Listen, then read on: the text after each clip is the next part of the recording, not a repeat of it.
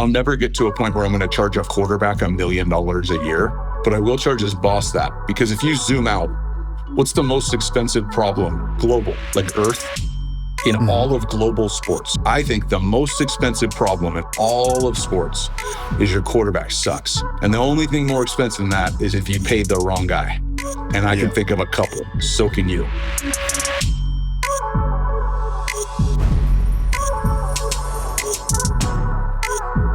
No Free Lunch is presented by T. Rowe Price. The information provided on this podcast is for informational purposes only and should not be considered financial or legal advice. Always consult with a qualified financial and or legal professionals before making any legal or financial decisions or investments. I'm Ndamukong Suh, and welcome to No Free Lunch, where we talk to experts and athletes about how the most successful people in sports manage their money and grow their wealth. The quarterback position is arguably the single most valuable position in sports. We'll see about that. Very few athletes have the responsibility and expectations of a quarterback. Somewhat true, but not fully. The NFL's highest paid quarterback, Dak Prescott of the Dallas Cowboys, will make 60 M's this year. And for every Pro Bowler, like myself, there are a lot of promising prospects that will struggle at the next level. Our guest, Jordan Palmer, identified this gap, the gap of quarterback development, and he's built a whole business around developing the next generation of quarterbacks the right way. So how does Jordan Palmer use these lessons from business to make quarterbacks great? Let's find out right here on No Free Lunch.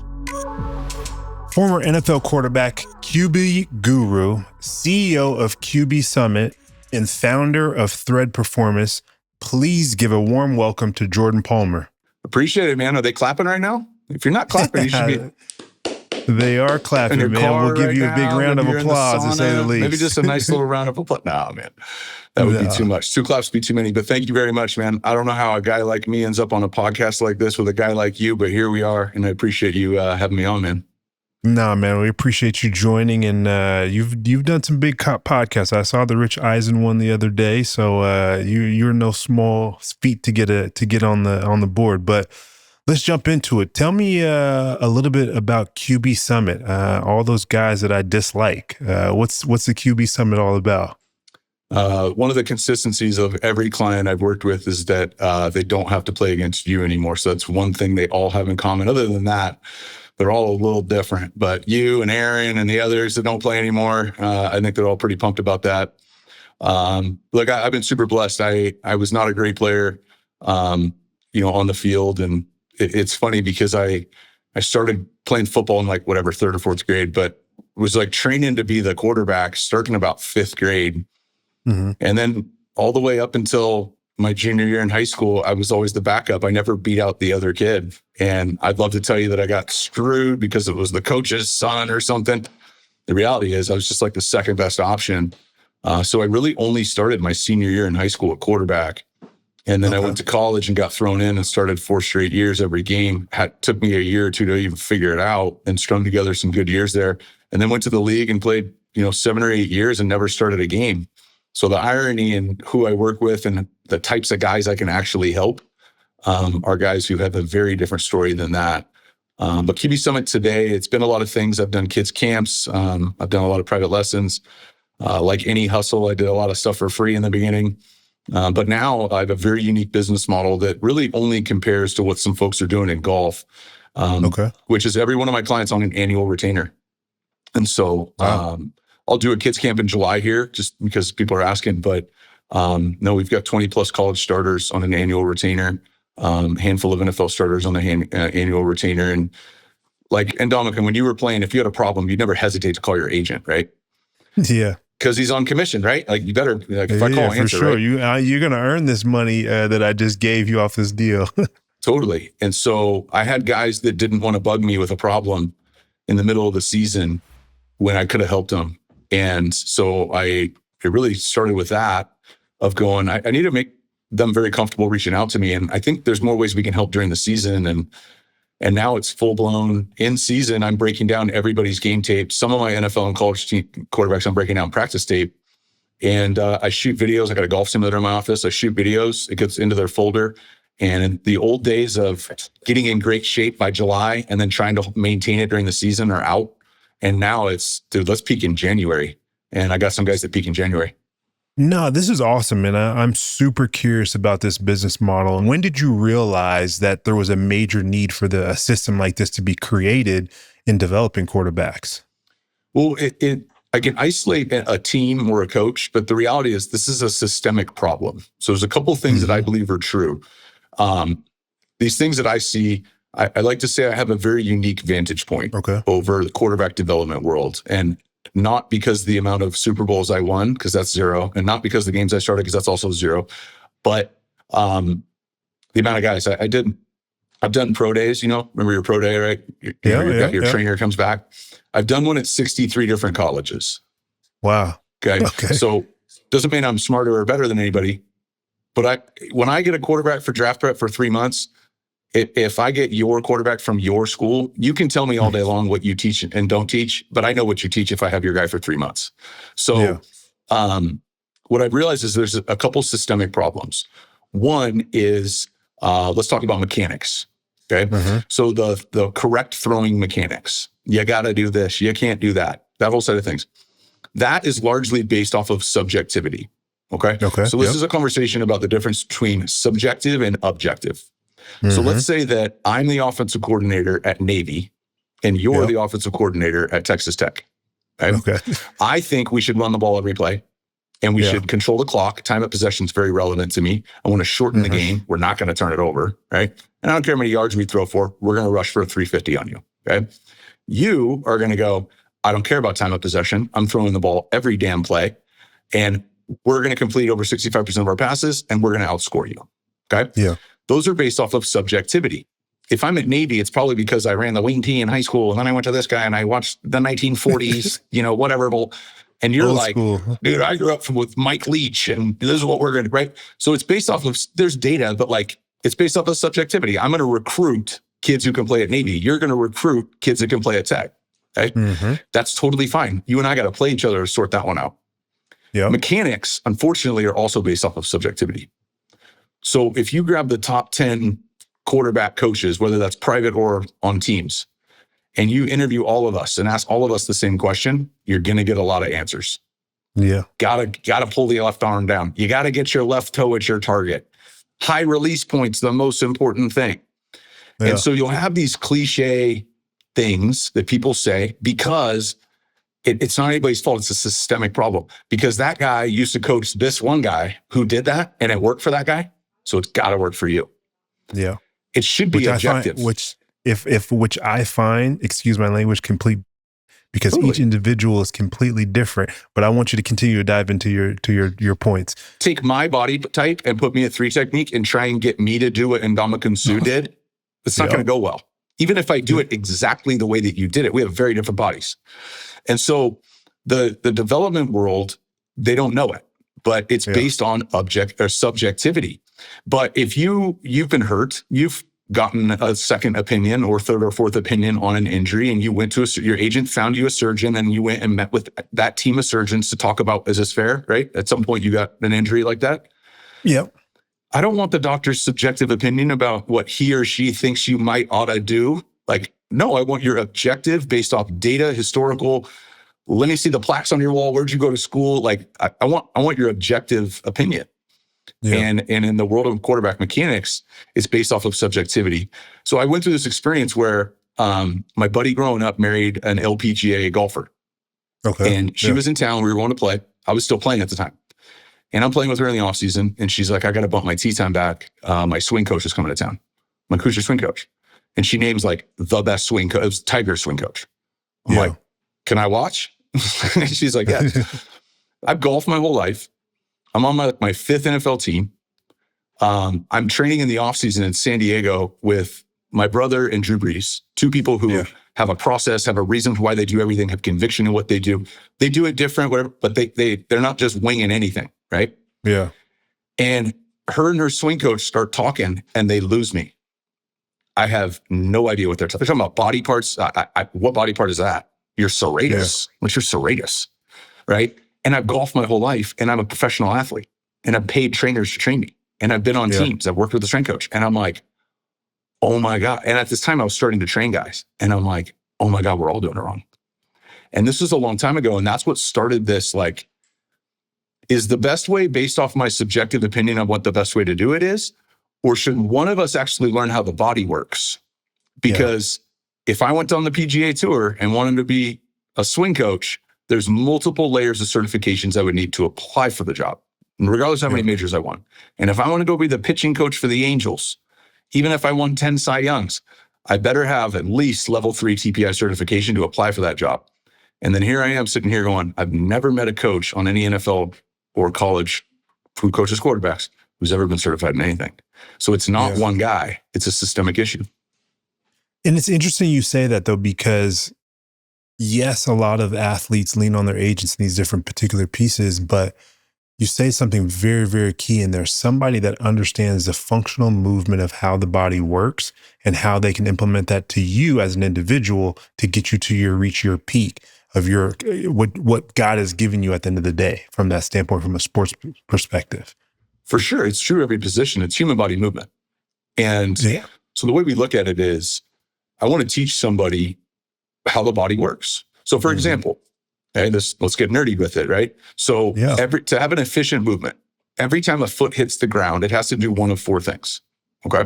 It has to be active in creating a movement. And my definition of that is applying force to the ground to create leverage, utilizing that leverage to push your hips in the direction you want to go. Swinging a baseball, spinning on a tackle, dunking, whatever. Okay, so it has to be active in creating a movement, or it has to be active in creating stability, stabilizing to come to a stop, stabilizing to create stability.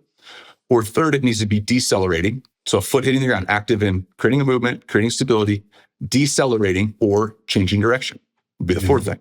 If it's not one of those 4 things, it's a crutch. And you've been on crutches. A crutch is a support system that is designed to allow weight to pass over it.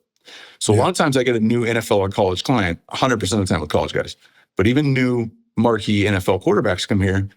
And when I explain that, not in 30 seconds, but when I demonstrate, explain it, all that, and then I pull up a clip of them doing 5 and a hitch, and I go, 4 of your steps are crutches.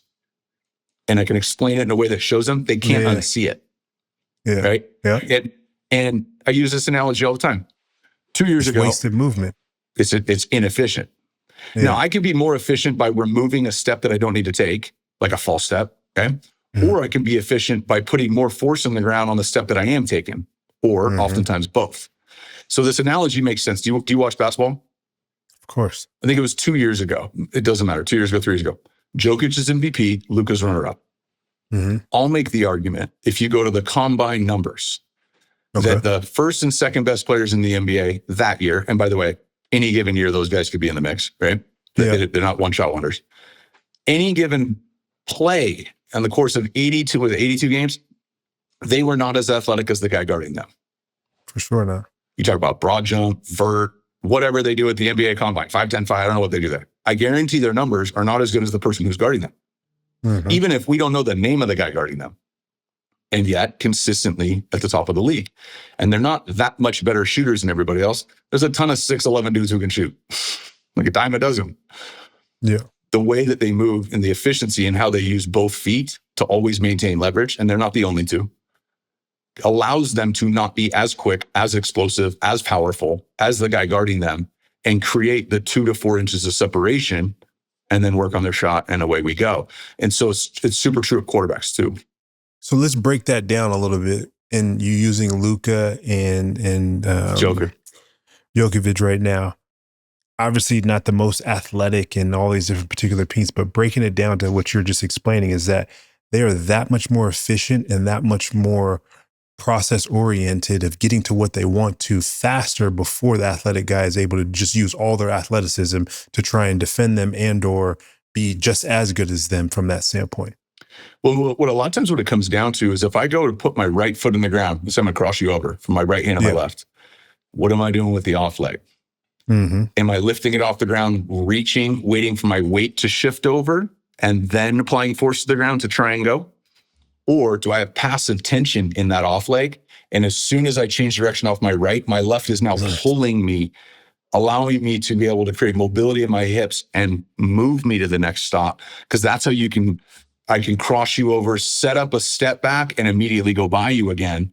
If I'm using both, it's not as simple as using both my feet, but I have a great clip of Steph coming off a screen, crossing over Luka of the Lakers, sets up a step back, and immediately goes to the rim, and Luka is diving the other direction. Exactly. But we watch a lot of Kyrie and Steph, and we watch some UFC as well of just elite movers. And I won't name names, but I have a marquee NFL starter who's really just watching elite. He's a hooper, so we just watch a lot of NBA. I'm dropping NBA into his folder right now because he wants to see that, and then he can correlate that to different movements to mess around with during OTAs. And everybody's different. So with that being said, and like, was it something that you saw within your brother and Carson, or you mentioned Drew Brees as well, through their process orientations that you decided to be able to see, hey, this is missing from them. Let me apply this in to help them in their careers, or be able to prepare it for other guys' careers? Because I'm sure they were open-minded to learn and be able to take input from somebody else that obviously cares and wants to see the best for them. Yeah, it actually didn't come from my brother or any quarterbacks. It came from my now business partner, Mike White, who had been around the Elite 11 for a long time on the operational side of things and was asked to train some guys on the side. He's got this long story of he had a back injury, and the doctor said just surgery and pills.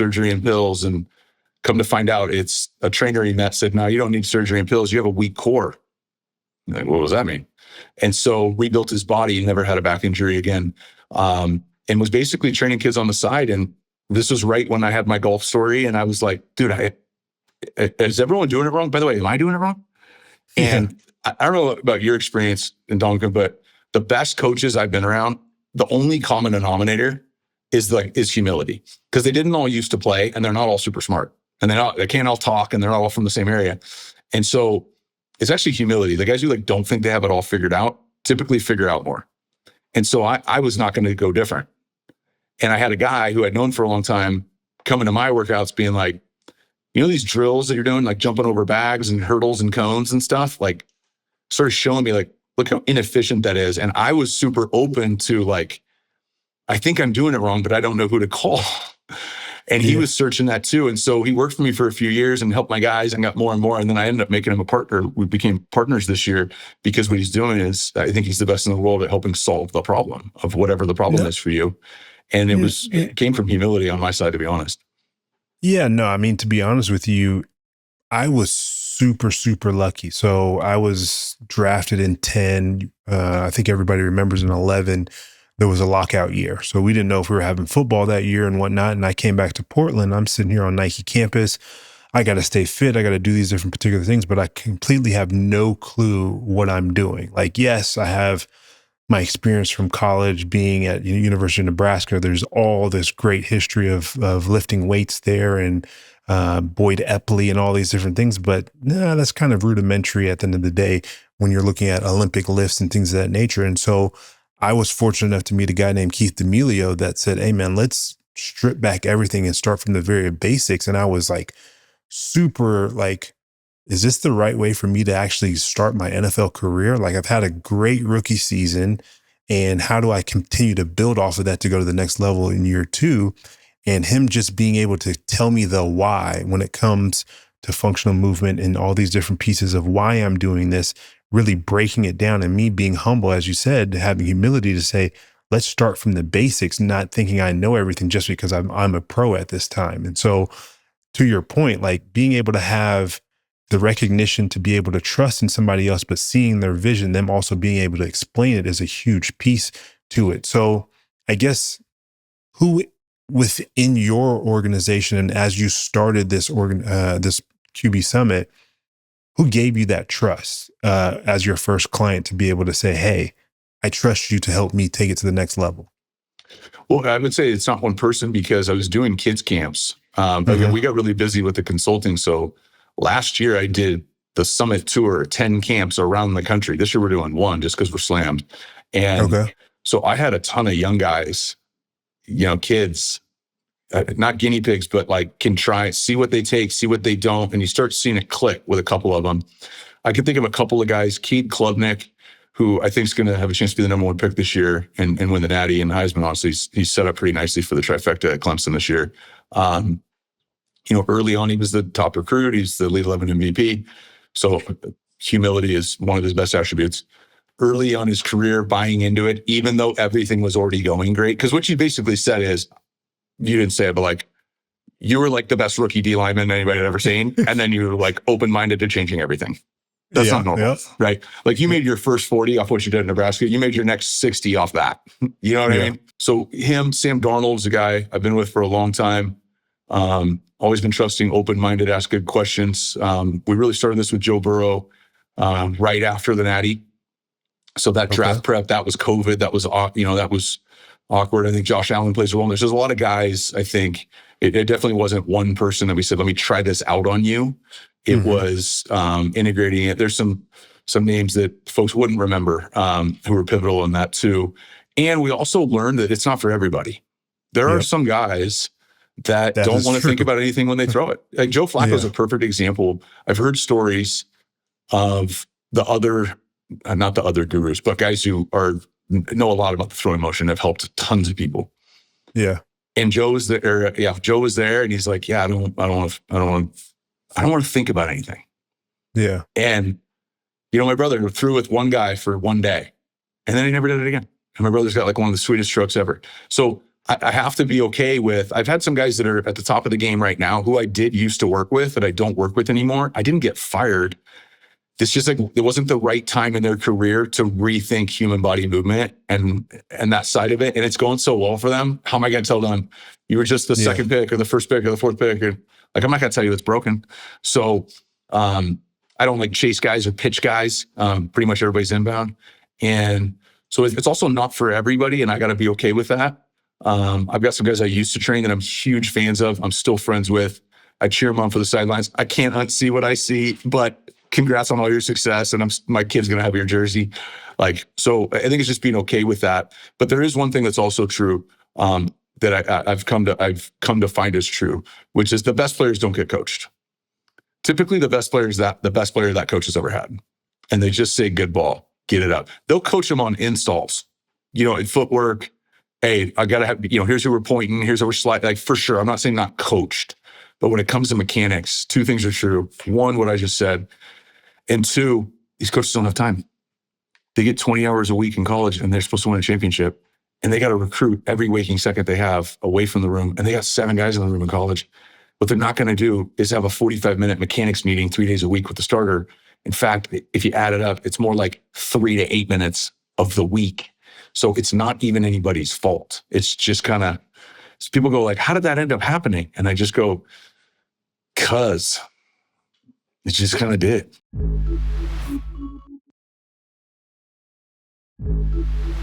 So let's talk a little bit about your business model and how you guys are looking to scale. I'm super curious just to understand. And also with that, are you trying to get guys good enough and build their own organization, build their own teams, and send them on their way? Yeah, dude, it's a great question. This is a great interview, by the way. So let me give you some background. This is not to brag, but just for context for how I entered into this space. So you ever see one of those like rubber wedding rings? Silicone wedding ring? Yeah, for sure. Okay, so my high school buddies and I created that category. We started Kalo. Okay. And we didn't raise any money. We all threw a couple grand in the middle. And we were figuring it out. It's my high school whiteout and I, and his brother and another friend. We grew to 100 plus employees. We sold almost $200 million worth of rings. And then we sold the business to a private equity firm. And in that process, I invested and we launched a digital marketing agency called Common Thread Collective, which I think today has 140 employees. And we used Kalo as our first client to pay our service, even though we were owners in the business. And then we got another client and we hired another person. We got another client, we hired another person. And we scaled that to when I left, it was like 110 employees. I left in 2020. My partners bought me out and they're thriving today. And some say the best e-commerce sales agency in the country. And so I cut my back and I was playing during some of those years. During Kalo, I was still playing. And then I was training guys on the side. Like I was training Sam Darnold and Josh Allen for draft prep and then like leaving at 10 and going to the office. Right. Okay. And so I dealt with economies of scale. I dealt with a term we call LTV, which is lifetime value. And so when it comes to e-commerce and scaling a business, you can scale a business a lot of ways, but the two main ways you can scale a business is I can sell more units, whatever I'm selling, or I could charge more per unit, or both, right? And so for me, the way that I look at this is for the first couple of years, so in 2020, I went all in on quarterback training, and it's evolved. Just like your mechanics should evolve, the way you think about money should evolve, right? Things evolve. And so I wasn't thinking about scale. The only way I thought about scale in the beginning is when I left Common Thread Collective, I negotiated that part of my buyout was a gift card to Common Thread Collective. So on my way out, I shot 100 videos and I launched an online platform called Summit Digital. And it was a great, solid 6-figure business that was great. We had kids from all 50 states, and I would shoot a bunch of videos and I'd put them in there. And it was like, maybe I'm too expensive to come to. Maybe you're too far away. At that point, maybe I don't have camps for you to come to. Here's some good information.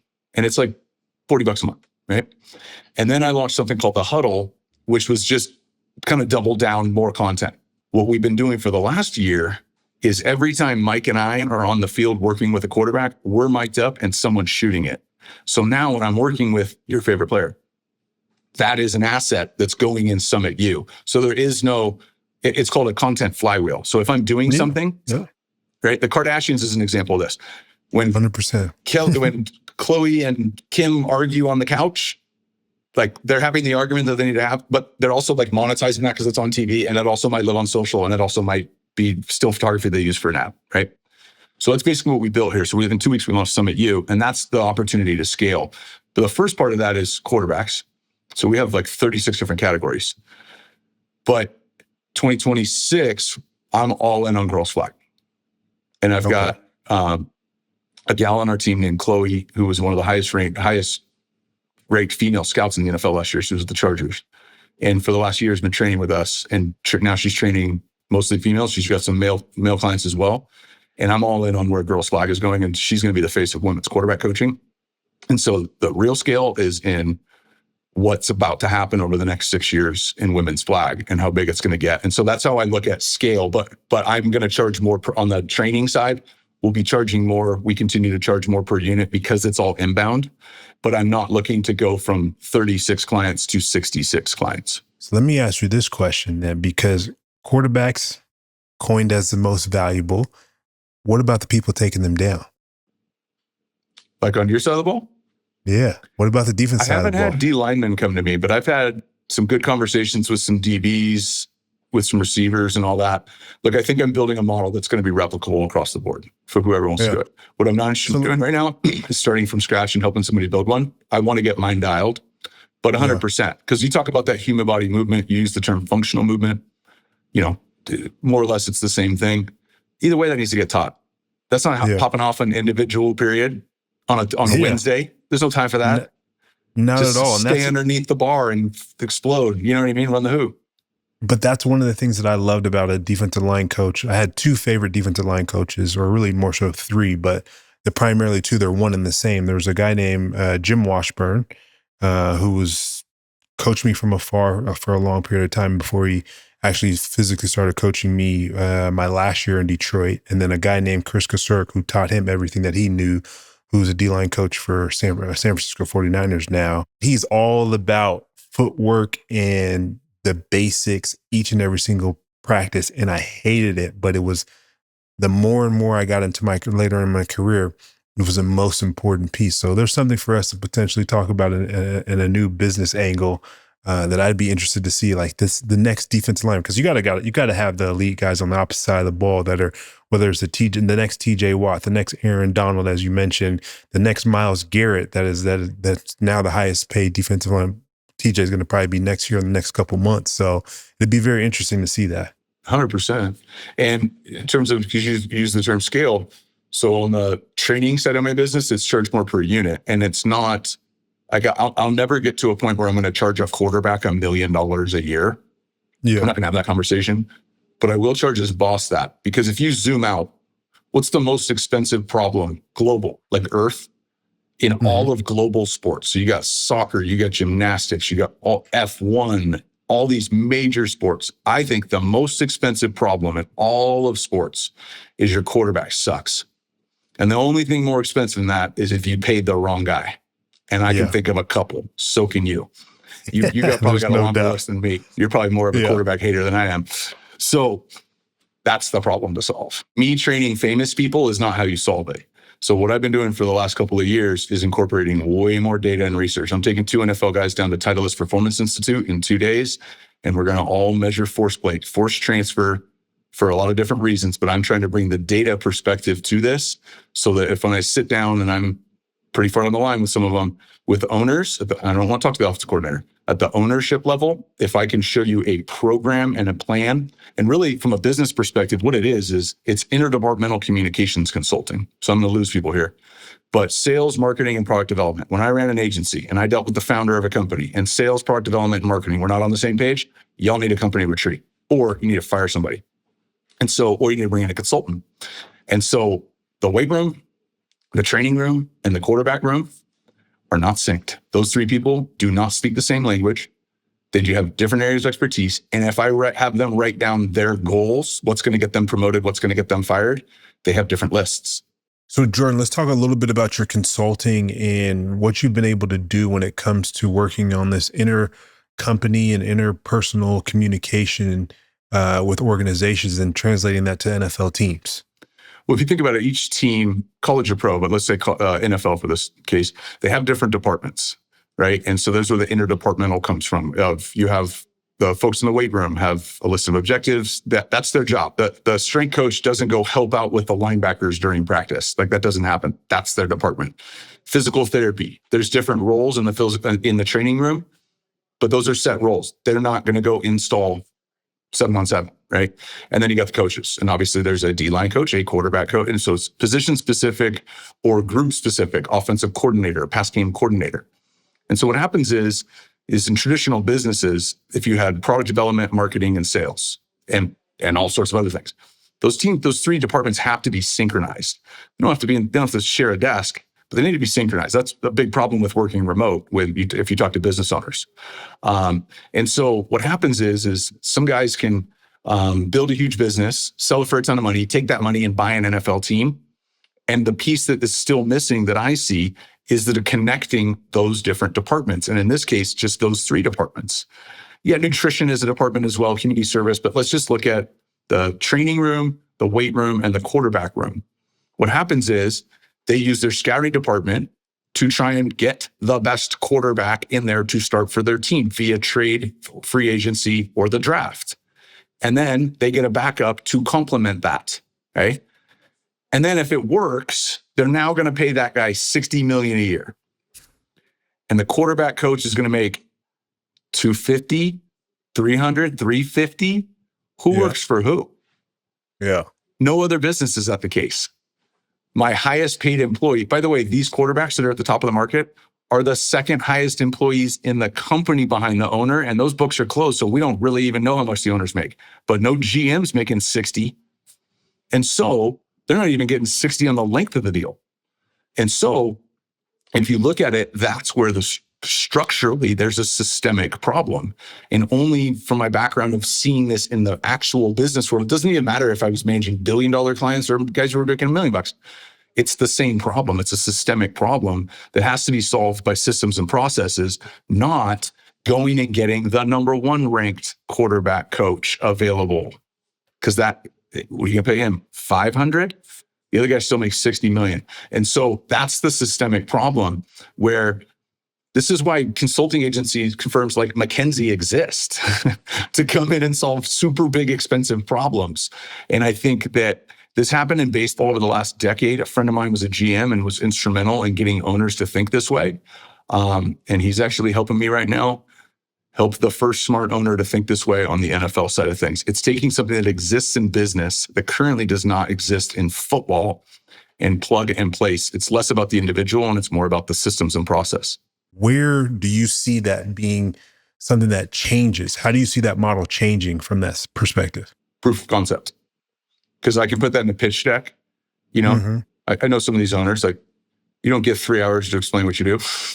Right? Yeah, for sure. Just looking at their watch, right?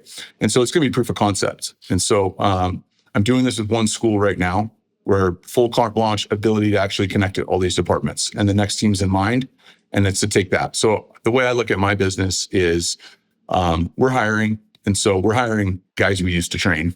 Yeah. So there's no onboarding in terms of the methodology. And next we hire somebody to take on the youth, because I've never done like Tuesday night high school local kids, Saturday morning local kids. That's never been a thing that I do, but there's a need for it. And so we'll create that business unit for somebody to run. But ultimately down the road, and I'm going to be honest with you, and like, I don't know if I'm sharing too much, but like fast forward down the road, I got 5 clients. One AFC, one NFC, one SEC, one Big 10, one Big 12. Call it a day. Exclusivity, as you know, exclusivity is way more expensive than non-exclusivity, but only when it's a proven entity and plugging in this system. So it's less Jordan Palmer and it's way more systems and processes, because some of these owners inherited the team. The other ones bought them. And the ones that bought them totally understand systems and processes, or they would have never been in a position to buy one. What is the biggest price you've ever had to pay to get a breakthrough? Like philosophically, the price I had to pay? Yeah. Yep. In any form or fashion. So I only had one offer out of high school. I only played my senior year, and we killed everybody. We were 14-0. We're the number 1 team in California. And I was probably the 7th best player on my team, being honest. And my running back has all the state records still. And so I got yanked at half every game. So I played 14 games. I played half of 14 games. And I had to decide between going to JUCO, walking on at ASU, gray shirting at Boise, or moving basically from Laguna Beach, California to El Paso, Texas. Okay. And the only experience I had with El Paso was my brother played in the Sun Bowl his true freshman year. Fun fact, LaDainian Thompson broke the college rushing record, single game record against USC in that Sun Bowl. And I was there. I was like in 8th grade freshman year maybe. And I remember saying to my dad, who the hell would ever go to school here? It was like the worst 3 days ever. Like, get me out of, when's the game? Let's get out of here. Can we take off from the game? Get me out of here. And then that, sure enough, was my only offer. And they had 1 win seasons, I think 1 or 2 win seasons, like back to back to back to back. It was like a terrible experience, plus they were terrible. And I really wanted to see if this football thing was for me. And I didn't play enough to tell you at that time I'm really good. I didn't know, dude. I only played basically 7 games and handed it to Robbie and he scored. You know what I mean? I didn't know how to play football. Yeah. And I had a miserable freshman year. I broke my collarbone in a practice trying to truck some kid. You know what I mean? It was just like, my girlfriend broke up with me. It was just the worst year ever. And my dad had a conversation with me about perspective, and I changed my perspective. I had the best 4 years. I broke every record they had. We filled that stadium up. I'm super connected to my alma mater. I loved it. It's a huge piece of who I am today. No shot I'm doing anything like this if my career ended in high school. No shot. I'm commercial real estate in Newport right now if I didn't. Instead of doing what I love, I would not swap spots with a person on the planet right now. And I would say that was probably the biggest price I had to pay. No, that's Can I throw you a question? Yeah, for sure. All right. So I do I'm like an unofficial, unlicensed performance psychologist. Okay. And we talk a lot about FOPO. So you know what FOMO is, fear of missing out. FOPO is fear of other people's opinions. One of the things kids grow up hearing is use the haters as fuel. Yeah. Okay. So when they really start hating on me, now I'm going to ratchet it up. And I do not prescribe to that way of thinking, because let me throw it back to you. You need fuel? Are you out of fuel? No. Okay. You had at times, I remember, haters on social and people. And now yours was different because you were playing in an aggressive, violent position. My quarterbacks can't take it out on the defense. No, they got to be calm and layer the ball over the linebacker. Like, you can just put your face through somebody. Did you use the haters as fuel? Did you literally not give a? Did you do both and grow and learn? How did you deal with things that people were saying about you? It's an excellent question. I'm glad you brought it up. For me, I really honestly didn't care what other people thought about me. And I think that is something that empowered me because I wasn't afraid to be different. And a lot of people are afraid to be different and not embodying that. So for me, what fueled me was the name on the back of my jersey, making my parents proud.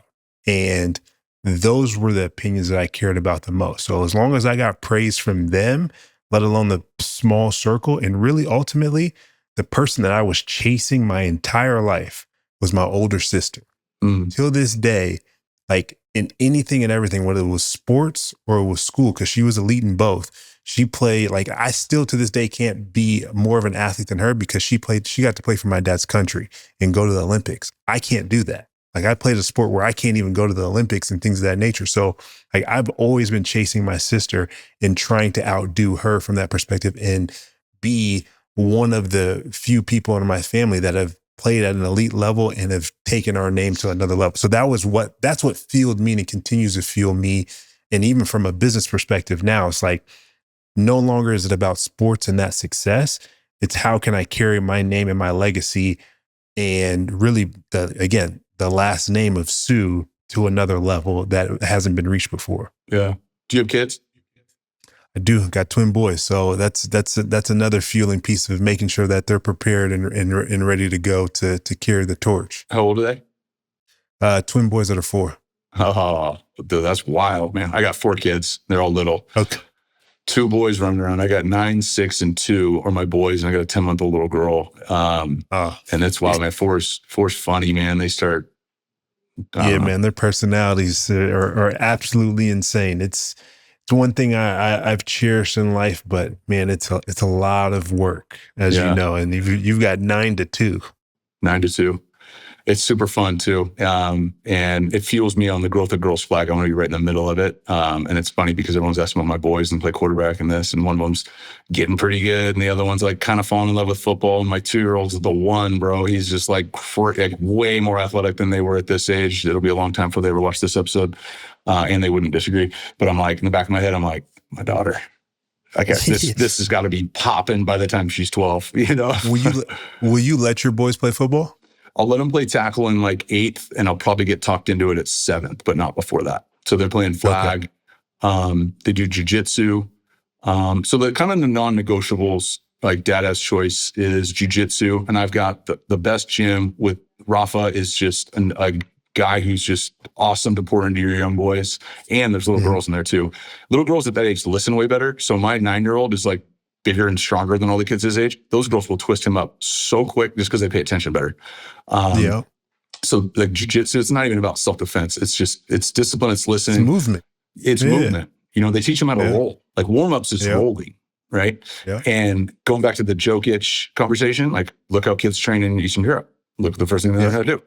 The second one is we go to skate park all the time. They skate, scooter, BMX.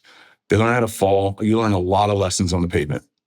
You know what I mean? No, Dad can't help you if you send it and land on your back. And we've had a lot of injuries, and my boys will go over and over and over again until they land it and not even celebrate and go to the next thing. So for me, it's like, I don't care how good you get. Like this weekend, I'm taking them to the X Games in Park City because they've been watching this stuff. They've been doing it. I'm like, you guys got to go front row and see Ryan Sheckler and Nigel Houston skate, you know? And then we go to this place called Woodward, which is a true developmental action sports place. So they learn how to fall. They do parkour. My 2.5-year-old's going to do a gymnastics, learn how to roll, learn how to fall. Holler at me offline about this. And for sure. And then other than that, play whatever sport you want. And so I think what soccer was for a lot of kids growing up, you know, a lot of parents, the kid might have been Ndamukong Suh, but they said play soccer because it's great for changing direction. I think flag is actually that. It solves a lot of it. Okay. And my boys hoop. I think you're either a baseball family or you're not. I just think we're not. So they haven't done that. And then they can swing a club. And I got a simulator in my office. So like the golf coach that I have is a local high school kid who's awesome. And his job is to want them to ask to play again. I don't care how good they get right now. I just want them to want to play. And so for me, I think like my 9-year-old's a quarterback. He's the only guy I don't train. Chloe on my team trains him. And when he's ready, Mike will train him. I'm the offensive coordinator, but I'm not going to tell him to keep his elbow up and follow through. I want someone else doing that. And so I think keeping that separation as a father, I've seen a lot of people do it the right way. I've seen a lot of people, you know, botch it. No, I think you're spot on with that. Not coaching your own kids, but having somebody who's trusted. Because I keep telling all my entire team that I was fortunate enough to build with luck, as I mentioned. I said, man, just stick with me until my boys are of age and take them all the way through. Because I know my boys would listen to me because they do it now, but I don't, when it's time, if they really want to get into the sports, and I really don't want my boys to play football at all. I want them to play basketball or any other sport. Like just the way I'm wired and all these different things, like I want perfection and I want to see you. So I want the team to be able to take care of that for you. I don't want you to hear it from me. We launch a company and it's a rocket ship. And we have 3 products, but what's happened with my 9 and 6-year-old is they take it obviously, but they're like asking questions. And they're like, so what does sugar do to your body? It's like, well, let's have that discussion, and like understanding, oversimplifying that your body's going to grow at night. That's why you need to go to bed on time. That's why you need this much sleep. And so what's happened is we've changed the conversation at our kitchen table. My wife, who would have made him eat veggies anyways, we don't make him eat veggies. People trip out when my 2-year-old sits at a restaurant and mows down broccoli and actually eats the broccoli first, because in one way or another, they understand that if I coat my stomach in fiber, it's going to break down whatever I do put in my body. So just like, people don't think they can have these conversations with kids. Like, you can't. You absolutely can. And the thing is teaching them early. Like my boys, protein shakes, all these different things, but they think it's cool because they see I'm drinking it and I'm doing it. And now they're starting to understand why I'm doing it. Yeah, I just think it's the thing that we call it thread performance, because there's a bunch of kids out there. They have a private coach. They go to a private school. They've got extra trainers. They've got tutors. The parents are like checking every box. This is the thread that will tie the whole thing together. It's the only thread you're missing. And so that was the impetus for the name is, hey, you're checking every box except the one that actually links it all together. And by the way, is going to support them for the rest of their lives. 1,000%. The mechanics is only going to help when they're playing. Get in shape. You'll get out of shape as soon as you get out of shape. So it's been fun. But I've learned that I used to think 10 was pretty early. Now I'm like, no, like 5 and 4. I don't know, maybe not. You know what I mean? Jordan, man, this has been amazing. I appreciate your time and joining the pod. It's been a great conversation, and we'll definitely, we got some boxes to tick off offline together. Yeah, for sure, man. I appreciate you thinking of me, having me on. I know I'm not a sexy name, but this was a fun conversation. And like I said earlier, this is a great interview, man. You're firing away. This is awesome. T. Rowe Price proudly sponsors No Free Lunch.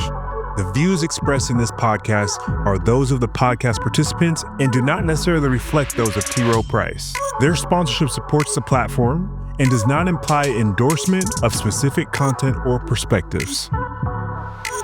Man, amazing conversation with Jordan Palmer. Nonetheless, tons of takeaways from that. But I would say my top takeaway with that conversation was, man, NFL and people in business just in general, let's find a way to communicate as a collective. It is very important that we're all on the same page and we're all rolling in the same way and taking accountability for our particular role in the success of this business. Just comes down to simple communication and execution at the end of the day. That is the show. Like, comment, subscribe to No Free Lunch, whether that's on Apple, Spotify, or YouTube, or wherever you get your podcasts.